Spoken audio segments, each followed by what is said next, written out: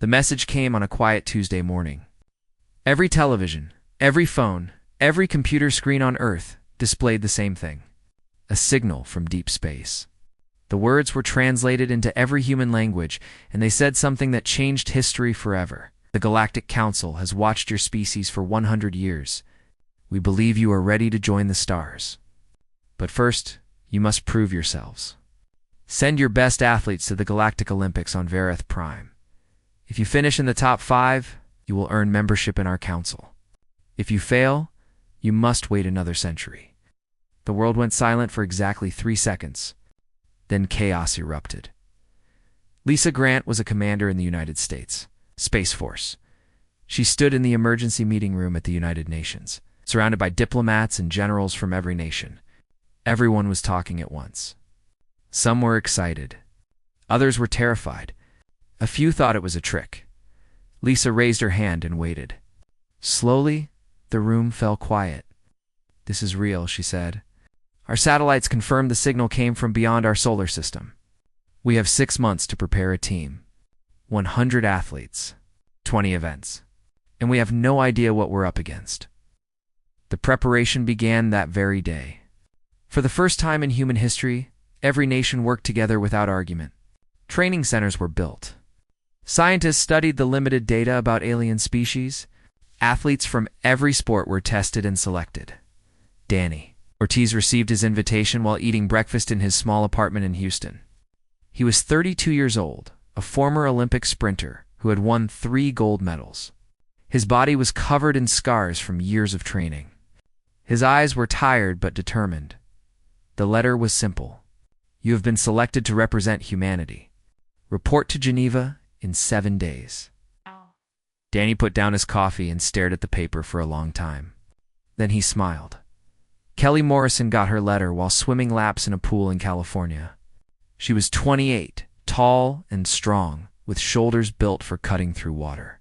She had broken the world record for the 400-meter freestyle twice. When her coach handed her the envelope, she didn't even dry her hands before tearing it open. "Geneva," she whispered. "They want me to swim against aliens." Her coach laughed nervously. "You scared?" Kelly shook her head. "I've been swimming against the best humans my whole life. Time to see what the universe has to offer." In Geneva, the athletes gathered in a massive complex built just for this purpose. There were runners and swimmers, fighters and gymnasts, weightlifters and endurance specialists. 100 humans who represented the best their species could produce.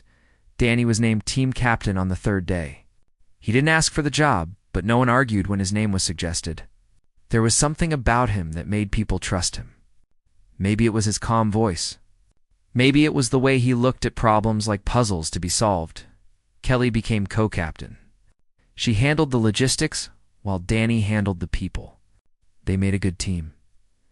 Dr. Nathan Cole was assigned as the head physician. He was a small man with glasses and nervous hands, but his mind was sharp. His job was to study the alien species they would compete against and find any advantage he could. "This is what we know," Nathan said during the first team meeting. He projected images on a large screen. "The Vrethani are tall and thin, with scales like a snake. They have incredible reflexes and can see in almost complete darkness. The Korvaths are massive, like living rocks. One of them could lift a truck without trying.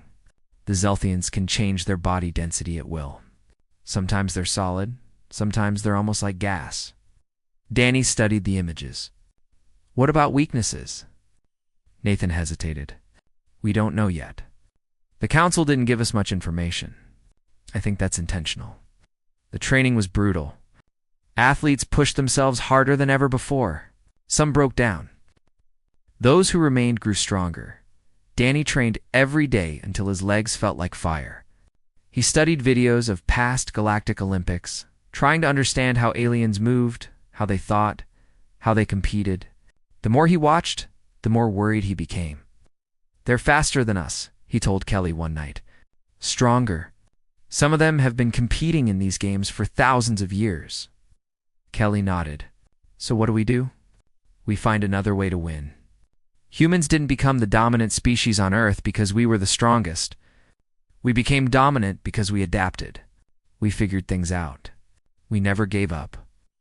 The transport ship arrived exactly on schedule. It was enormous, a vessel of silver and blue that descended from the clouds like a dream. The human delegation boarded in silence. Some athletes prayed. Others held hands with teammates. A few cried. Danny stood at the entrance and watched each person walk past. He memorized their faces, their names, their stories. These were his people now. His responsibility, the journey to Verith Prime, took 6 days. The ship had gravity generators, so movement felt normal. There were training rooms and sleeping quarters and a cafeteria that served food from every nation on Earth. The aliens who operated the ship were polite but distant. They answered questions with short responses and avoided unnecessary conversation. Danny spent most of the trip studying. He learned the rules of each event. He analyzed the competition. He talked to every athlete on the team, learning their strengths and fears. Kelly focused on morale. She organized group dinners and movie nights. She settled arguments and comforted those who were homesick. She reminded everyone why they were here. On the 5th day, Danny found her sitting alone in the observation deck, staring at the stars. "You okay?" he asked. Kelly smiled weakly. "Just thinking about home, about everyone counting on us. What if we fail?" Danny sat beside her. "Then we fail with dignity. We show the galaxy what humans are made of. Win or lose, we give everything we have." "You really believe that?" "I have to. And so does the team." The ship emerged from hyperspace on the morning of the 6th day. Verith Prime appeared in the viewport, a massive moon with orange clouds and silver oceans. The stadium complex was visible from orbit, a collection of structures that stretched across hundreds of miles. The athletes gathered at the windows. Some gasped. Others stood in stunned silence. "It's beautiful," Kelly whispered. "It's terrifying," Danny replied. "And it's where we prove ourselves." The ship descended through the atmosphere. Landing platforms rose to meet them. Alien vessels of every shape and size filled the sky. Crowds of strange creatures gathered below, watching the human ship with curious eyes. When the doors opened, Danny stepped out first. The air was warm and smelled like copper. The gravity was slightly heavier than Earth. Cameras from 1,000 worlds focused on his face. He took a deep breath and walked forward. Galactic Olympics had begun. The opening ceremony was unlike anything humans had ever seen. The central stadium could hold 5 million spectators. Floating platforms carried dignitaries from 17 different species. Holographic displays painted the sky, the colors that didn't exist on Earth. Each species marched into the arena. In order of their membership in the Galactic Council, the oldest members came first. The Vrethani moved like dancers, their scaled bodies catching the light. The Korvath shook the ground with every step. The Zelthions drifted like clouds of living smoke. Humanity entered last. 100 athletes in simple, blue uniforms walked across the arena floor. They looked small compared to the giants around them. Some aliens laughed. Others pointed and whispered. A few made gestures that probably weren't friendly. Danny marched at the front of the delegation. His eyes stayed forward. His shoulders stayed straight. He refused to show fear. Kelly walked beside him. "They're making fun of us," she murmured. "Let them," Danny replied. "Words don't win medals." The ceremony continued with speeches from council leaders. A Verethani elder spoke about the history of the games. A Korvath general talked about honor and competition. Everything was translated through devices embedded in the humans' ears. Finally, the eternal flame was lit. Each species contributed energy from their homeworld. The Vrethani added plasma from their binary suns. The Korvath contributed heat from their volcanic core. When Danny stepped forward with Earth's contribution, a small fusion torch.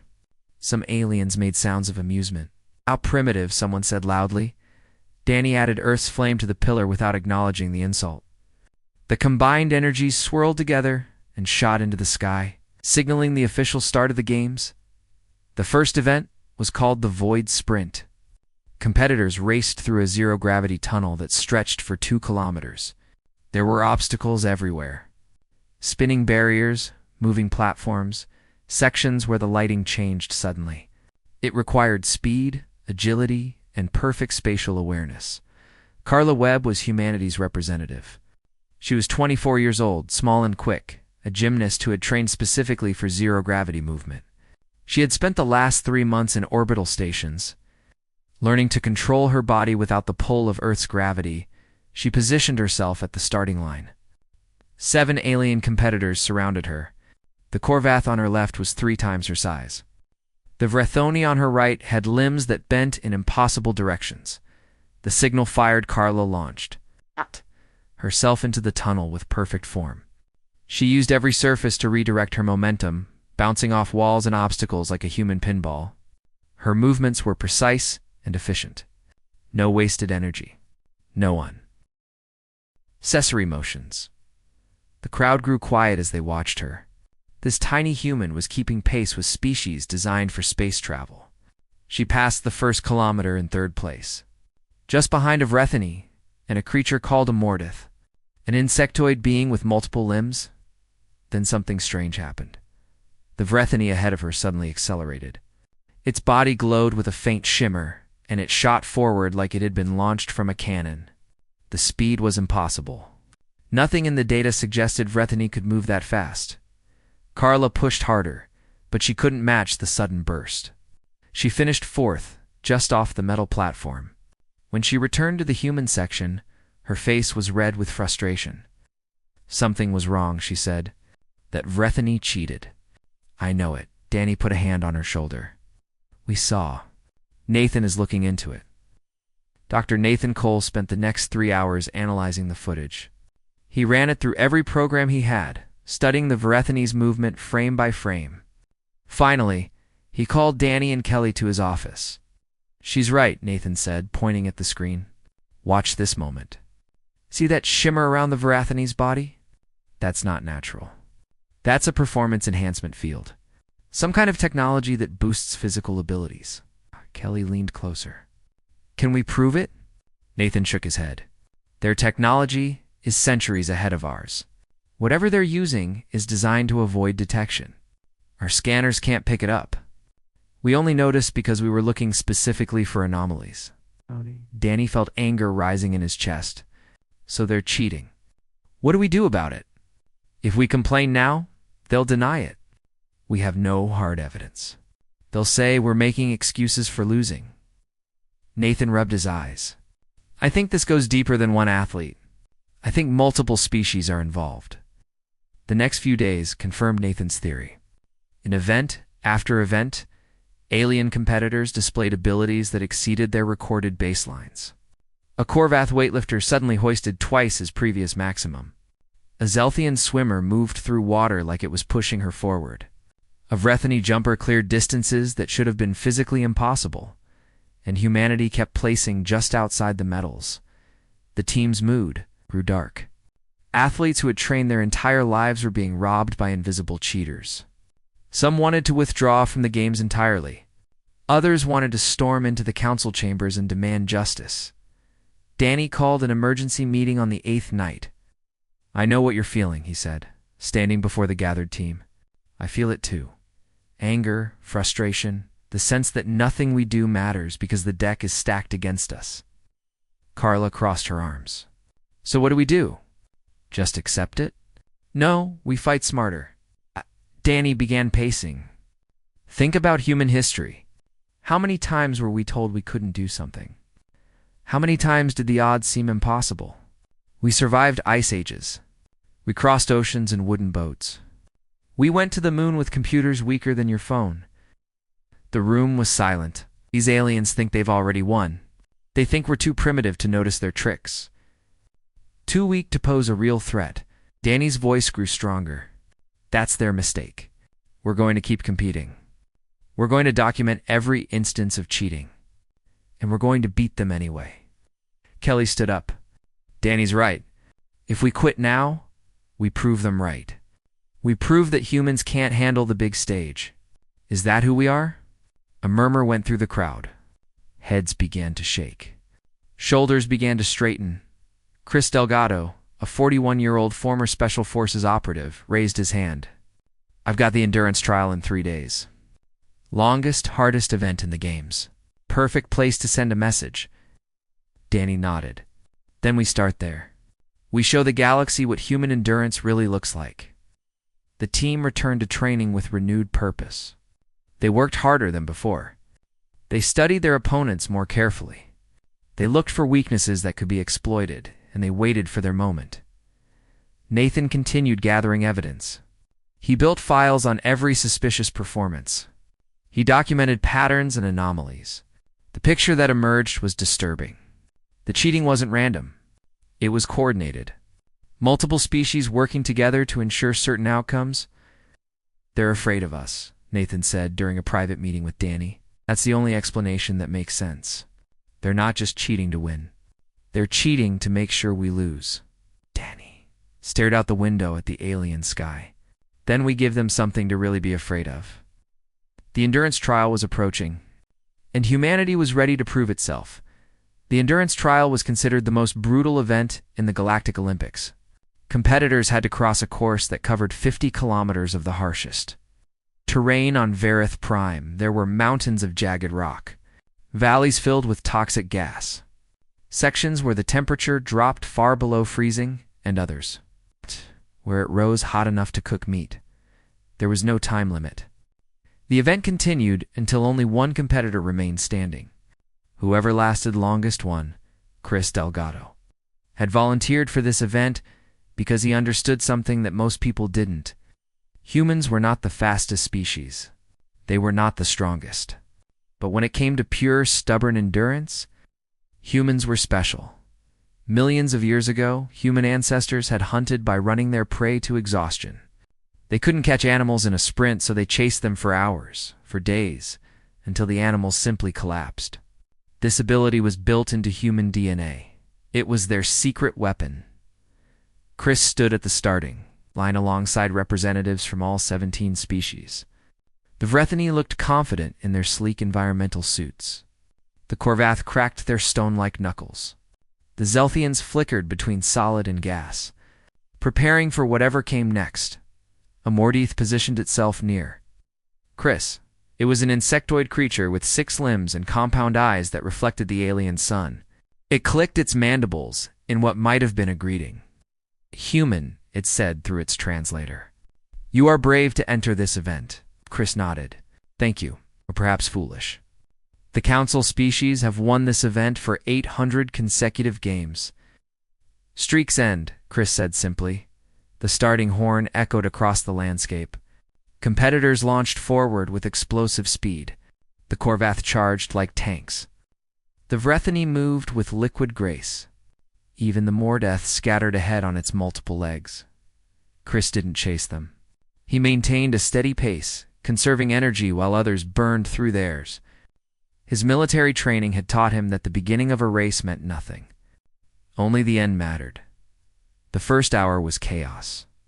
Competitors pushed through the initial obstacles with desperate intensity. Rocks were smashed. Barriers were leaped. Several aliens moved so fast they were almost blurs. Chris kept his breathing steady, one step after another. Mile after mile, by the second hour, the field began to change. A Zelthian had misjudged a toxic gas pocket and collapsed. 2 Vrethani had exhausted themselves sprinting and now sat gasping by the trail. A Korvath had fallen into a crevasse and couldn't climb out. Chris passed them all without comment. He didn't feel satisfaction. Not yet. There was still too far to go. The temperature dropped as the course entered a frozen valley. Ice covered every surface. Wind cut through even the thickest clothing. Several competitors slowed dramatically, their bodies struggling with the cold. Chris wrapped his arms around himself and kept moving. He had trained in Arctic conditions.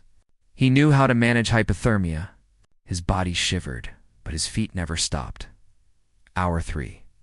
Hour 4. The sun moved across the orange sky. Shadows lengthened and shifted. The course grew more treacherous. By the 5th hour, only 12 competitors remained. Chris had quietly moved into 7th place, passing aliens who had started strong and faded fast. Nathan's voice came through the communication device in Chris's ear. You're doing great. The leaders are starting to slow down. The Verethony enhancement fields are struggling with the temperature extremes. Cold-blooded physiology, remember? Chris grunted in acknowledgement. He didn't have breath to spare for words. The 6th hour brought heat. The course descended into a volcanic region where vents spewed steam and the ground was almost too hot to touch. For more competitors dropped out. Their bodies couldn't handle the sudden change. Chris pushed through the pain. His feet blistered inside his boots. His skin burned wherever it was exposed, but he kept walking. One step, then another, then another. The Corvath leading the pack began to falter. Even their stone-like bodies couldn't maintain the pace indefinitely. The massive creature staggered, fell to one knee, and stayed down. Chris stepped around it without breaking stride. He didn't offer help. In this event, stopping meant losing. Hour 7, 8 competitors remained. Hour 8, 6 competitors remained. Hour 9, 4 competitors remained. Chris was now in second place. Ahead of him was a Verethony female whose enhancement field was flickering visibly. Behind him were the Mordaith and a creature from a species called the Synthax. Beings of living metal. The Verethony pushed harder, desperate to maintain her lead. But her movements were becoming erratic. Whatever technology was boosting her abilities was failing in the extreme conditions. She screamed in frustration as her legs buckled beneath her. She collapsed face first into the dust and didn't get up. Chris moved past her. He was now in first place. The Synthax fell next. Its metal body had absorbed too much heat in the volcanic section and too much cold in the frozen valley. The rapid temperature changes had weakened its structural integrity. It crumbled into a pile of dented plates. Now only Chris and the Mordaith remained.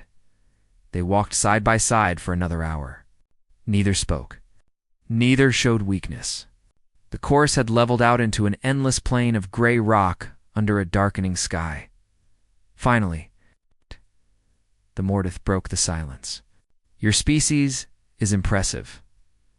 "Thank you," Chris managed. "When we first saw humans, we thought you would be easy to defeat. Small, soft, fragile." The Mordaith's compound eyes studied Chris. "We were wrong. Humans are tougher than we look.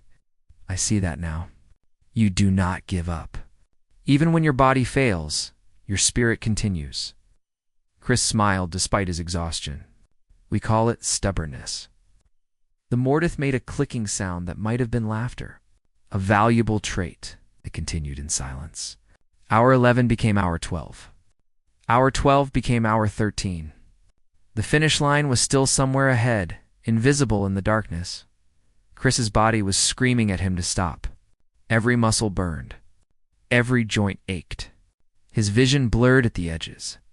But he kept moving because that's what humans did. In the 14th hour, the Mordaith's legs gave out. The insectoid creature tried to rise, failed, and collapsed onto the rocky ground. "Continue," it said to Chris. "You have earned this victory." Chris hesitated for just a moment. Then he nodded and walked on. The finish line appeared 30 minutes later, a simple arch of glowing light in the middle of the wasteland. Chris crossed it alone. The stadium erupted. For the first time in the Galactic Olympics, humanity had won gold. The image of Chris Delgado, battered and exhausted but still standing, was broadcast across every world in the Council. When Danny and Kelly reached him at the medical station, Chris was barely conscious. His feet were wrapped in bandages. His face was burned by sun and frozen by wind, but he was smiling. "Did we send a message?" he asked weakly. Danny gripped his hand. The whole galaxy heard it. That night, the human compound celebrated. Music played. Drinks were shared. Athletes who had felt hopeless now believed that victory was possible, but Danny knew the fight wasn't over. The aliens would respond to this loss. They would cheat harder, push back stronger. He looked at Chris, sleeping peacefully in the medical bay, and made a silent promise. Whatever came next, humanity would face it together. Chris Delgado's victory changed everything. The human compound buzzed with new energy. Athletes trained harder, slept less, and believed more. For the first time since arriving on Varith Prime, they felt like they belonged. But Danny knew the truth. One gold medal wouldn't be enough. They needed to climb the overall rankings. And they needed evidence strong enough to expose the cheating. Dr. Nathan Cole had been working around the clock. His office was covered in screens showing footage from dozens of events. Notes and diagrams littered every surface. His eyes were red from lack of sleep. "I've documented 47 instances of probable performance enhancement," Nathan reported during a morning briefing. 12 different species? The pattern is clear. This isn't random cheating. It's coordinated. Kelly frowned. Coordinated by who? I don't know yet. But whoever's running this operation has access to advanced technology and significant resources. This kind of enhancement field doesn't come cheap. Danny studied the data. If we go public now, what happens? They deny everything. They claim our evidence is fabricated or misinterpreted. We look like sore losers making excuses. Nathan shook his head. We need something concrete. Transmission logs, equipment, a confession. Then we keep looking, Danny said. But we don't stop competing. Every medal we win is a statement. The days that followed were intense.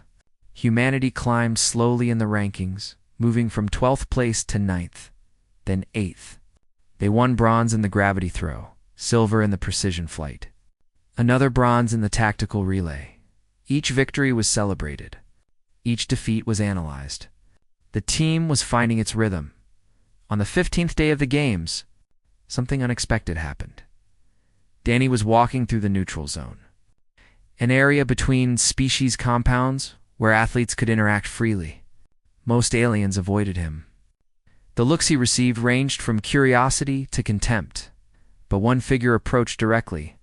It was a Mordeth, the same one who had competed against Chris in the endurance trial. Human Captain, the Mordeth said, "My name is Krex. I wish to speak with you privately." Danny's guard went up immediately. About what? About things that your species needs to know. Things that could change everything. They found a quiet corner away from the crowds. Krex's compound eyes scanned constantly for observers. Its body language suggested nervousness, though Danny wasn't certain he was reading alien body language correctly. "You know about the cheating," Krex said quietly. "Your team has been watching, documenting, waiting for proof." Danny didn't confirm or deny. "What makes you think that?" "Because that is what any intelligent species would do in your position. And despite what the Council believes, humans are intelligent." Krex made a clicking sound. "Perhaps too intelligent for their comfort."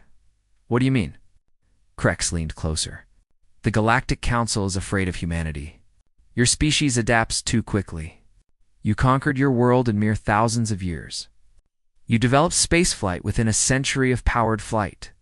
At your current rate of advancement, you will surpass most Council species within 200 years. Danny felt a chill run through him. So the cheating isn't about winning games, correct? It is about keeping humanity out of the Council. If you fail here, your species will be dismissed as primitive. Your requests for membership will be denied for generations. By the time you are reconsidered, the Council will have taken steps to ensure you remain contained. The implications were staggering. This wasn't just athletic competition. It was political warfare. The games had been rigged from the start. "Why are you telling me this?" Danny asked. Krex was silent for a moment. "Because my people remember what it is like to be young, to be dismissed, to be feared for your potential rather than respected for your achievements. The Mordeth were once where you are now.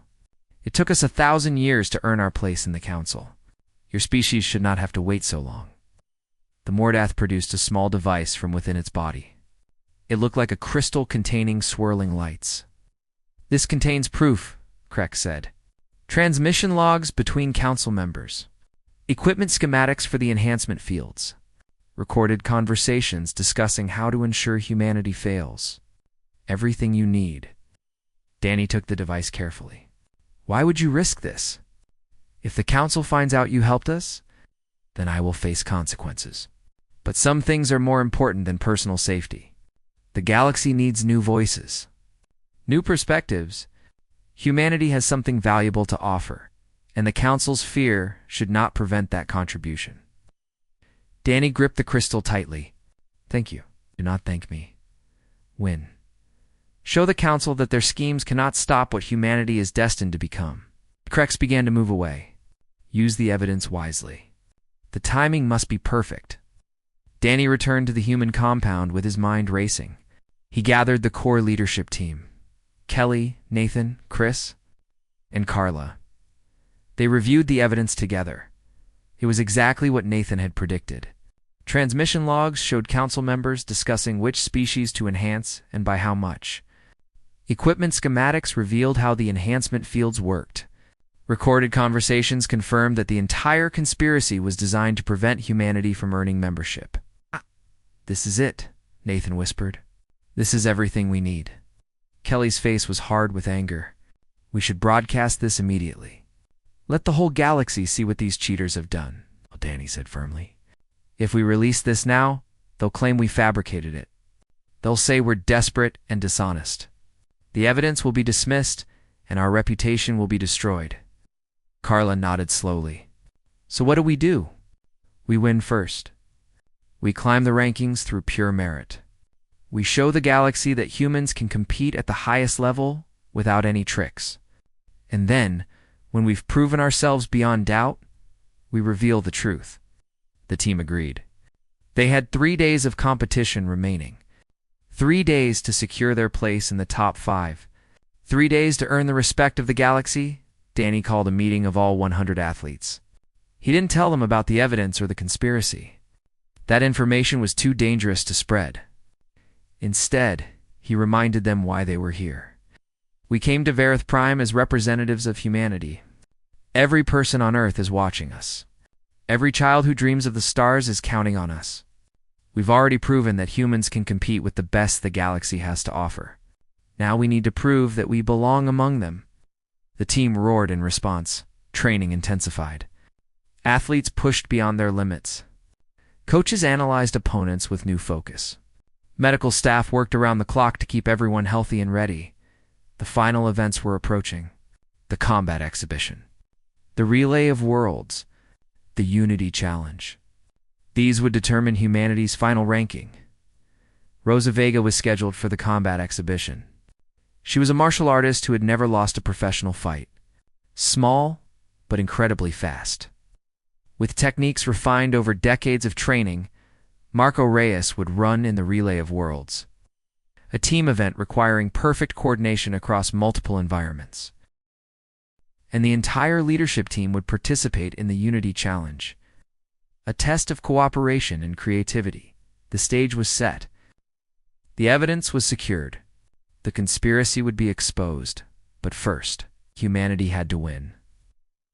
Danny stood at the window of his quarters that night, looking at the alien stars.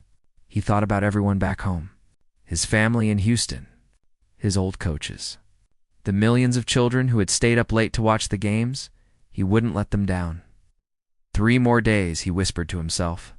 Just 3 more days. The final day of the Galactic Olympics began with nervous energy in the human compound. Athletes paced. Coaches reviewed strategies one last time. Everyone knew what was at stake. Humanity sat in 7th place. They needed strong performances in the remaining events to break into the top 5. The margin for error was 0. The combat exhibition was first. Rosa Vega walked into the fighting arena with calm confidence. She was 30 years old, a mixed martial artist with 17 professional victories and 0 defeats. Her body was small, but packed with lean muscle. Her eyes were focused and cold. The arena was a circular platform suspended above a pit of glowing energy. Fighters who fell off the edge were eliminated. Weapons were forbidden. Only skill and determination mattered. Rosa's first opponent was a Vrethani warrior, tall and elegant, with reflexes boosted by the invisible enhancement field. The alien moved like water, striking with blinding speed. But Rosa had studied the Vrethani carefully. She noticed the tiny delay between the enhancement field's activation and the alien's physical response. There was a gap of perhaps a quarter second. Most fighters would never see it. Rosa saw it, She let the Vrethany attack first, dodging by millimeters, reading the rhythm of the enhancement field. Then she countered with explosive precision, striking joints and pressure points that the alien didn't even know were vulnerable.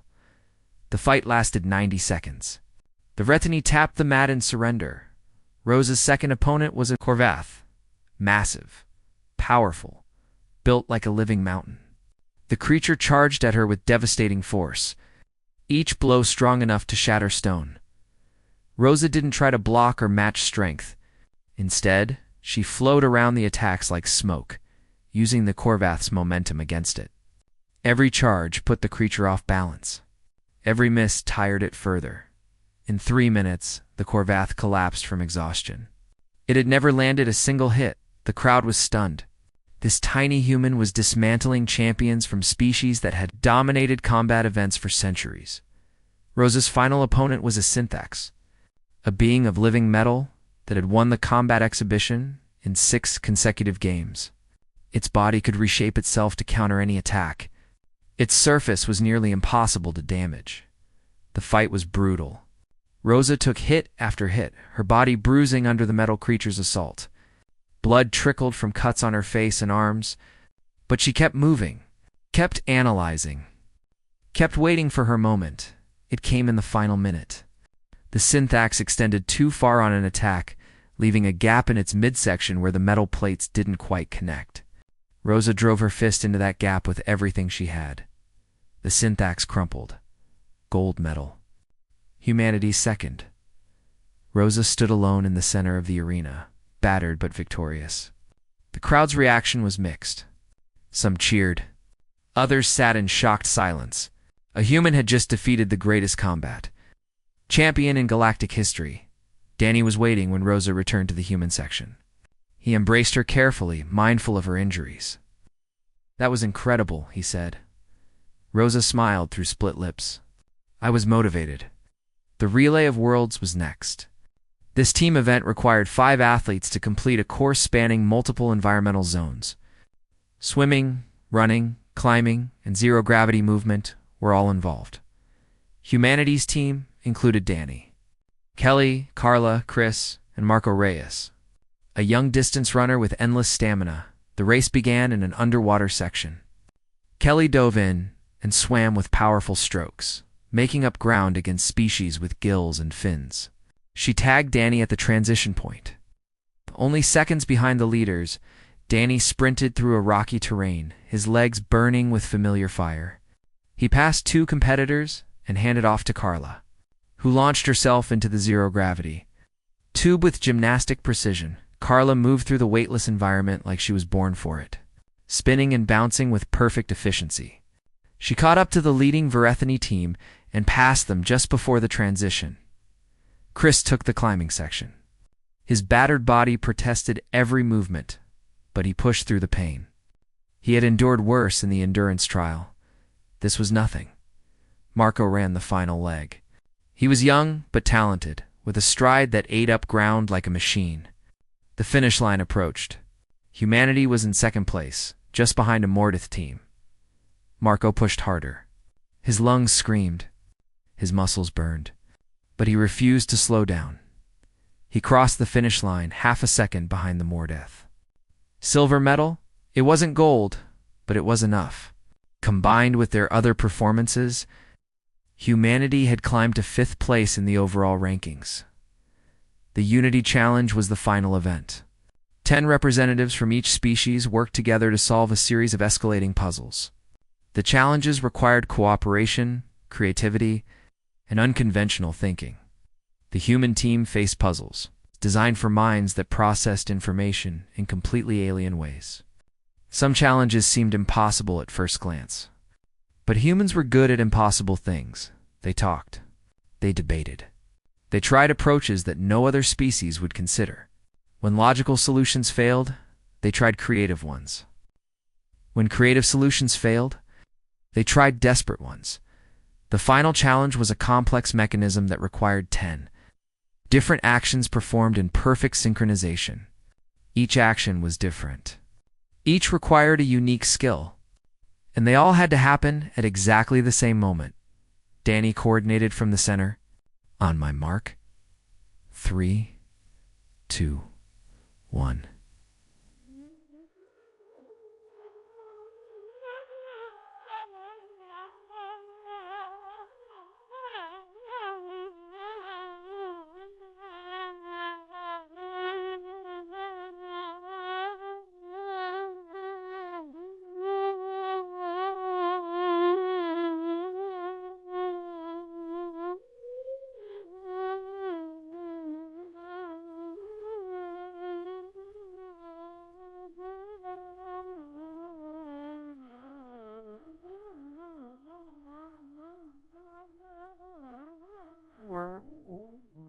We went with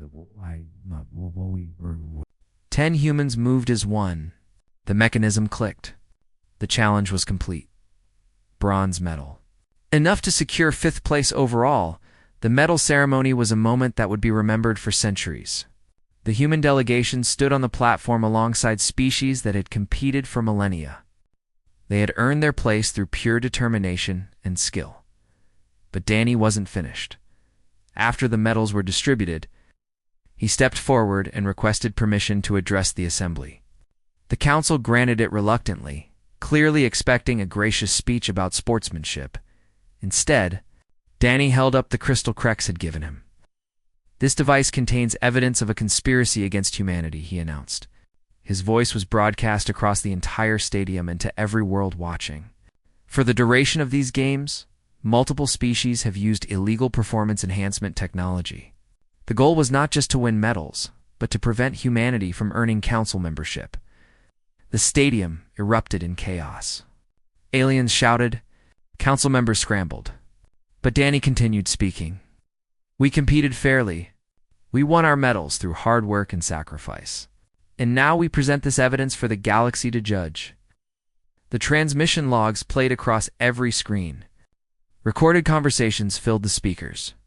Equipment schematics scrolled past, showing exactly how the cheating had been accomplished. The reaction was immediate and overwhelming. Independent investigators verified the evidence. Witness species came forward to confirm what they had seen. The conspiracy could not be denied. In the weeks that followed, the Galactic Council was transformed. Several species faced sanctions. The Vrethany delegation was expelled. New oversight committees were established to ensure fair competition in future games. More importantly, humanity's reputation changed forever. They were no longer primitives to be dismissed. They were survivors, fighters, a species that rose to every challenge, no matter how impossible. On the transport ship home, Danny stood at the viewport with Kelly beside him. Earth was still days away, but he could already imagine the celebrations waiting for them. "Do you think they'll try to hold us back again?" Kelly asked. Dottie smiled. "Probably, but it doesn't matter anymore. They've seen what we can do. They know that whatever they throw at us, we'll adapt. We'll overcome. We'll win." Kelly nodded. "That's humanity for you. That's humanity," Danny agreed. The ship accelerated toward home, carrying heroes who had proven that the human spirit could not be conquered.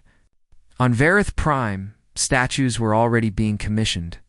In council chambers, new policies were being drafted to welcome humanity properly. And on Earth, 8 billion people looked up at the stars with new hope. The galaxy was no longer something to fear.